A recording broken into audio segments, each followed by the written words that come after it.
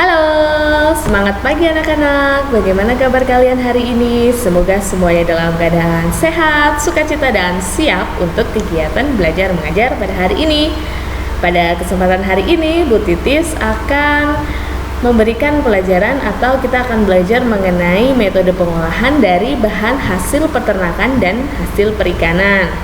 Metode ini tentunya sudah anak-anak pelajari pada kelas 8 tahun lalu bersama Bu Titis. Juga ada metode pengolahan kering, metode pengolahan basah dengan teknik yang bermacam-macam. Nah, pada hari ini kita akan kembali mengingat-ingat apa saja sih metode pengolahan yang digunakan pada hasil peternakan dan hasil perikanan.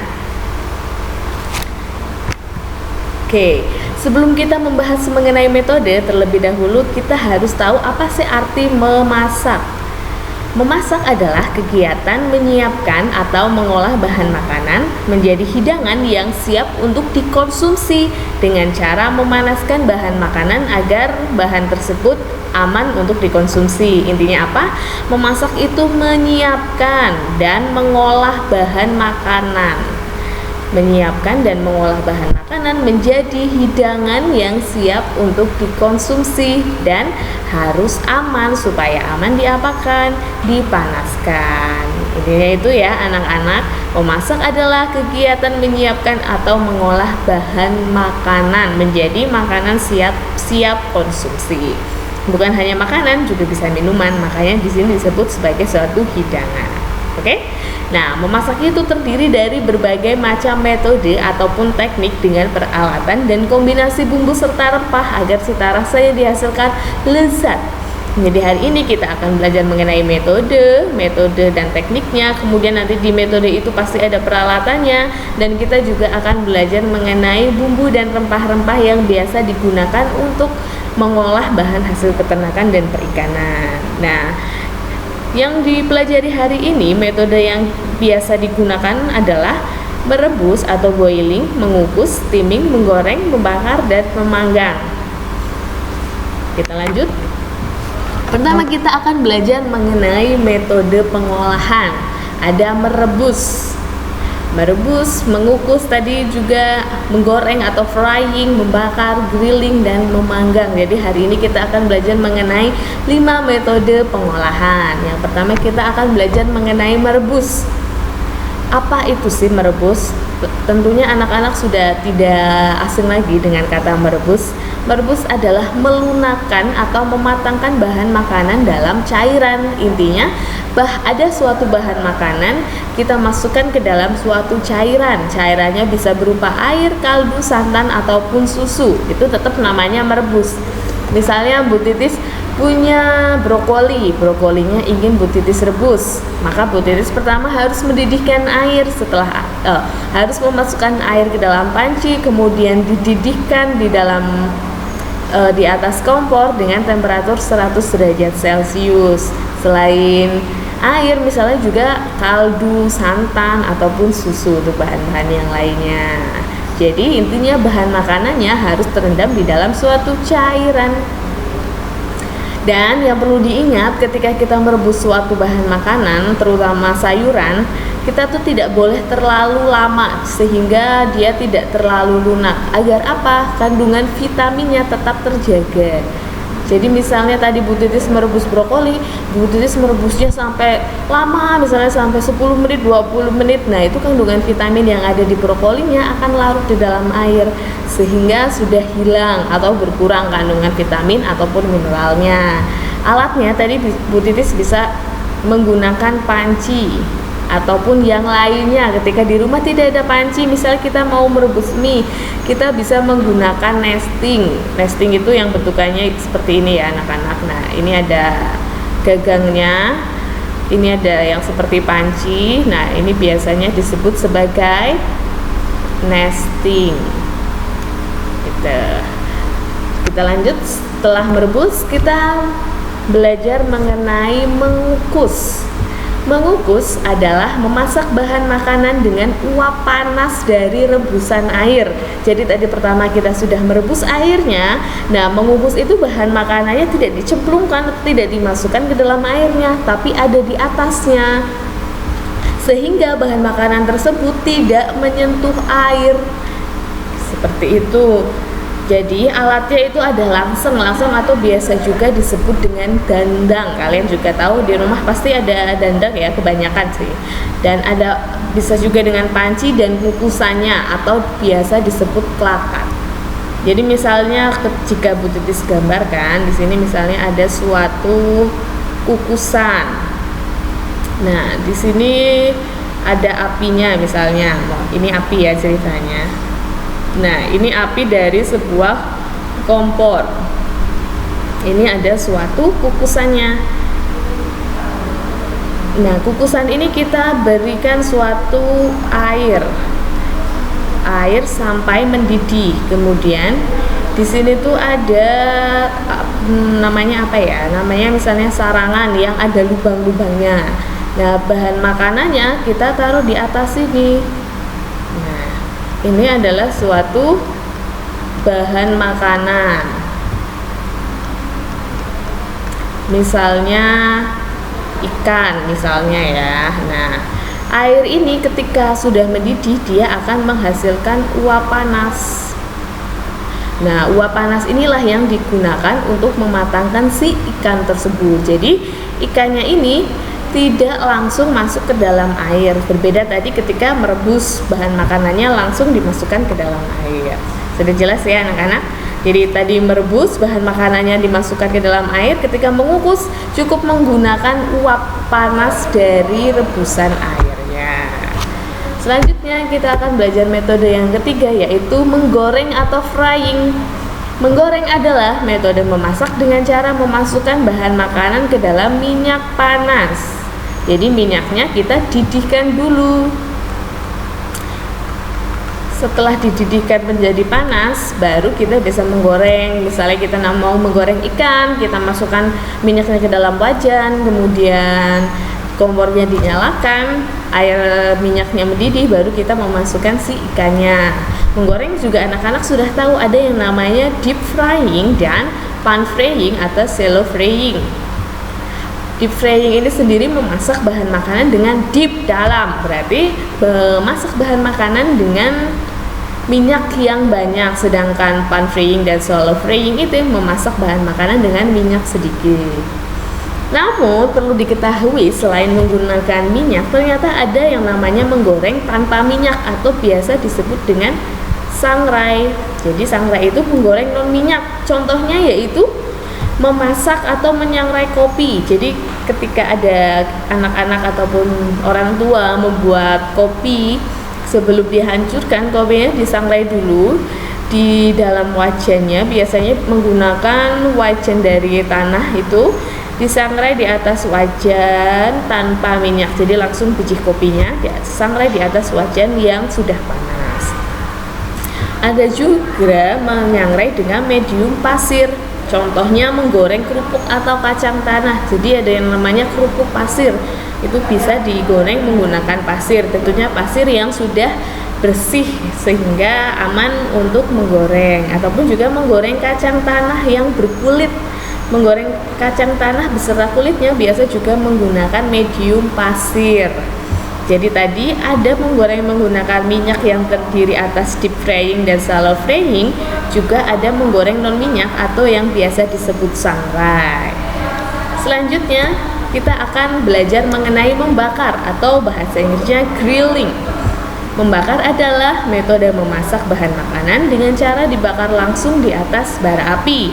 Biasanya menggunakan arang yang dipanaskan sehingga menjadi bara api. Nah, membakar menggunakan arang ini biasa dilakukan di ruangan yang terbuka. Supaya apa?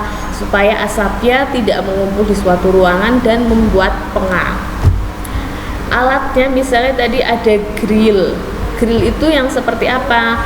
Grill itu yang kawat itu, misalnya kawatnya ada yang bentuknya bulat, ada juga yang kotak-kotak seperti ini. Nah, ini ada pegangannya, kemudian di sini kawat yang disusun. Nah, nanti dagingnya ataupun ikannya diletakkan di atas ini.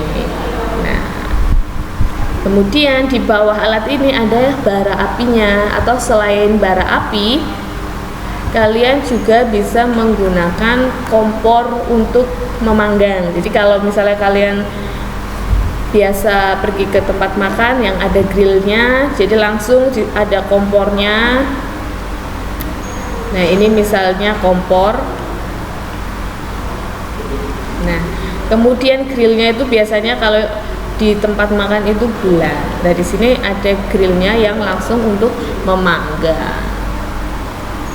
Oke, sudah paham ya anak-anak? Selanjutnya kita akan membahas mengenai memanggang atau baking. Jadi apa bedanya nanti memanggang dengan membakar?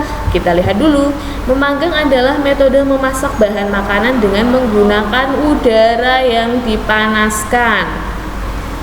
Kita lihat lagi tadi, jika membakar maka menggunakan arang yang dipanaskan sehingga membentuk suatu batu bara, atau bisa langsung menggunakannya di atas kompor untuk membakarnya.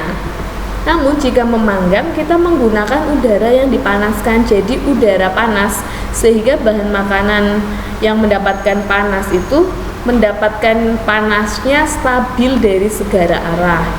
Jadi misalnya Bu Titis di sini alatnya ada microwave dan oven. Bu Titis punya oven yang oven kompor. Jadi Bu Titis masukkan, ini ada kompornya di sini misalnya, ini kompor. Nah, kemudian di sini ada ovennya. Ini oven misalnya, sedangkan ini kompor. Maka nanti bahan makanannya di dalam oven itu kan ada tatakannya ya. Nah, dimasukkan ke dalam tatakan di sini. Itu bahan makanannya menggunakan oven, atau juga ada oven listrik, microwave. Jadi kita tinggal colokan ke dalam listriknya. Jadi ketika si ovennya dipanaskan, nanti kan udara yang ada di dalam oven itu akan menjadi panas, sehingga ketika kita memasukkan bahan makanan, misalnya kita mau memanggang kue atau memanggang bahan yang lainnya, akan bisa menjadi matang karena udaranya sudah panas, dari atas panas, dari bawah yang panas juga panas. Microwave juga demikian. Microwave hanya menggunakan sumber panasnya yaitu energi listrik yang diubah menjadi energi panas. Kalau oven ini kan dari nyala api yang diubah menjadi energi panas. Seperti itu ya perbedaannya. Jadi ketika kita membakar, kita langsung di atas bara apinya. Namun ketika kita memanggang menggunakan udara panas yang ada di dalam alat panggangannya, yaitu oven ataupun microwave. Setelah kita belajar mengenai 5 metode pengolahan tadi, kita juga belajar mengenai tahap pengolahan yang sudah sering anak-anak lakukan. Ketika di kelas 8, anak-anak biasa Bu Titis misalnya berikan tugas membuat rencana, atau di sini disebut perencanaan. Perencanaannya anak-anak mau misalnya kira-kira nanti mau bikin apa. Misalnya Bu Titis tentukan bahannya ikan. Nah, perencanaan ini meliputi nanti anak-anak kira-kira mau membuat identifikasi kebutuhannya. Bentar, Bu Titis hapus dulu. Oke, misalnya anak-anak identifikasi kebutuhannya dari bahan olahan ikan. Nanti misalnya anak-anak membuat rencana bahan-bahan yang diperlukan, bumbunya apa, ikannya mau pakai ikan apa, seperti itu. Kemudian misalnya lagi anak-anak merencanakan nanti ikannya mau dibuat ikan goreng. Jadi tahap perencanaan itu misalnya ini Bu Titis ya berbicara, anak-anak pada hari ini kalian Bu Titis tugaskan untuk membuat perencanaan atau rencana bahan makanan, rencana pengolahan dengan bahan dasar ikan. Silakan kalian bentuk kelompok menjadi 4. Ini misalnya ya anak-anak. Nah, setelah itu kalian membentuk kelompok jadi 4, dan di kelompok itu didiskusikan ikannya mau dibikin apa ya. Misalnya kalian mau membuat ikan goreng. Ketika kalian mau membuat ikan goreng kan otomatis kalian perlu minyak, perlu bumbu-bumbunya. Nah, itu dituliskan dalam rencananya, dalam rancangan pengolahannya. Itu yang namanya identifikasi kebutuhan. Setelah itu anak-anak mencari bahannya, mengumpulkan bahan. Mengumpulkan bahannya itu misalnya kalian pergi ke ke pasar. Ke pasar kalian mengumpulkan bahan-bahannya, membeli ini itu dan lain sebagainya. Tahap pembuatannya ya kalian mulai membuatnya dari mempersiapkan bahan, misalnya mencuci, mengulek, menggoreng dan yang lain sebagainya, itu namanya pembuatan. Nah, setelah membuat otomatis kan sudah matang. Kalian mulai dengan pengemasan. Pengemasan itu ada dikemas atau penyajian, disajikan. Pengemasan nanti misalnya di dalam suatu box, di dalam kardus dan yang lainnya. Penyajiannya misalnya di atas piring bambu dan yang lain sebagainya. Setelah sudah kita misalnya disajikan itu tadi, kalian memasuki tahap yang keempat, yaitu evaluasi. Evaluasi itu misalnya apa? Yaitu dicicipi atau kalau di sekolah itu berarti dinilai, misalnya dicicipi apakah rasanya sudah pas asinnya ataukah terlalu asin. Nah, setelah dievaluasi ini kan kalian tahu, oh ternyata ini terlalu asin, maka ketika nanti menggoreng lagi si garamnya dikurangi, seperti itu. Jadi ingat ya, ada 4 tahap. Yang pertama adalah tahap perencanaan, yang kedua tahap pembuatan, yang ketiga tahap pengemasan atau penyajian, yang keempat adalah tahap evaluasi. Jadi ketika ada soal suatu cerita, misalnya si Andi membuat kelompok, kemudian di dalam kelompoknya mereka berdiskusi akan membuat suatu pengolahan, yaitu ikan goreng. Nah, itu merupakan tahap apa? Pasti merupakan tahap perencanaan karena mereka masih mengidentifikasi kebutuhannya. Ketika kita menggunakan metode pengolahan membuat makanan, pasti kita membutuhkan suatu bumbu atau juga bisa masuk rempah-rempah yang termasuk bumbu. Fungsi bumbu itu untuk apa sih Bu Titis? Ya pasti yang pertama itu untuk menambah cita rasanya, sehingga menghasilkan rasa yang berbeda dengan kombinasi dan komposisi tertentu. Misalnya kita membuat gulai dengan membuat sop, itu kan pasti membutuhkan bumbu yang berbeda dan rasanya juga pasti berbeda antara gulai dengan sop. Lalu yang kedua untuk apa? Untuk mengawetkan atau bahan pengawet.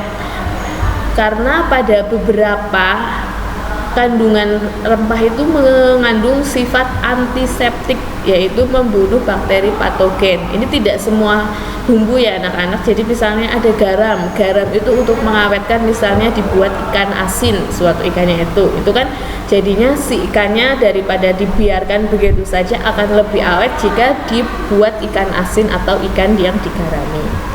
Jadi yang pertama menambah cita rasa, yang kedua adalah sebagai bahan pengawet. Tadi kita sudah belajar mengenai metode pengolahan, sudah belajar mengenai bumbu, sudah belajar mengenai tahapan pengolahan, dan kali ini kalian memiliki tugas yang sangat mudah. Silahkan pertama kalian pergi ke dapur rumah kalian masing-masing dan kumpulkan minimal 5 bumbu dapur.